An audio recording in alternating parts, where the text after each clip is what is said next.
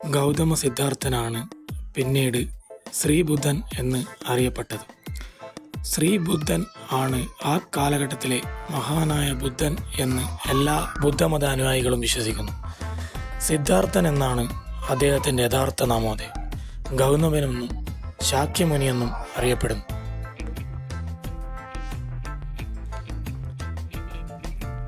ലോക ചരിത്രത്തെ ഏറ്റവും അധികം സ്വാധീനിച്ച 100 വ്യക്തികളുടെ ഹ്രസ്വചരിത്രമാണ് ദ 100 എന്ന പേരിൽ മൈക്കിൾ ഹാർട്ട് 1978 പ്രസിദ്ധീകരിച്ച പുസ്തകം. ഈ പട്ടികയിൽ 4-ാം സ്ഥാനം ഗൗതമ ബുദ്ധനാണ്. ക്രിസ്താബ്ദത്തിന് 563 കൊല്ലം മുൻപ് കപിലവസ്തുവിന് സമീപം ലുംബിനി ഉപവനത്തിൽ ജനിച്ചു. എന്നിരുന്നാലും ശ്രീബുദ്ധൻ്റെ ജനനത്തെപ്പറ്റി ആധികാരികമായ രേഖകളിൽ മിക്ക ചരിത്രകാരന്മാരും പല അവലംബം ഉപയോഗിച്ച് വ്യത്യസ്തമായ കാലഘട്ടങ്ങളാണ് സൂചിപ്പിക്കുന്നത്. ബുദ്ധൻ്റെ ആദ്യത്തെ പേര് സിദ്ധാർത്ഥൻ എന്നായിരുന്നു. അദ്ദേഹത്തിൻ്റെ അച്ഛൻ ശുദ്ധോധനനും അമ്മ സുപ്രബുദ്ധൻ്റെ പുത്രി മായാദേവിയുമായിരുന്നു.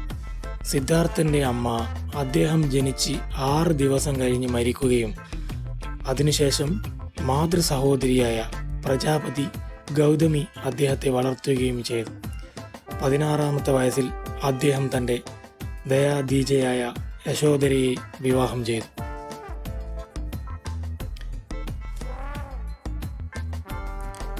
ഇരുപത്തഞ്ച് കൊല്ലത്തോളം സിദ്ധാർത്ഥൻ വളരെ സുഖത്തോടുകൂടി വാണു.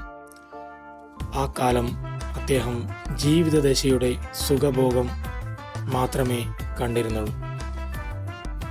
പിന്നെ മനുഷ്യരുടെ ദുഃഖങ്ങളും കഷ്ടാനുഭവങ്ങളും അദ്ദേഹത്തെ വല്ലാതെ വിഷമിപ്പിക്കുകയുണ്ടായി.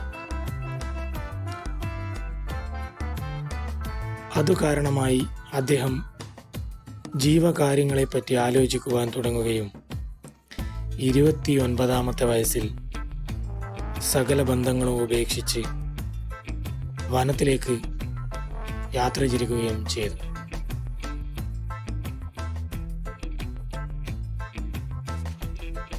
എല്ലാവർക്കും ഈ വീഡിയോ ഇഷ്ടപ്പെട്ടെങ്കിൽ ലൈക്ക് ചെയ്യുക, ഷെയർ ചെയ്യുക, സബ്സ്ക്രൈബ് ചെയ്യുക, സപ്പോർട്ട് ചെയ്യുക.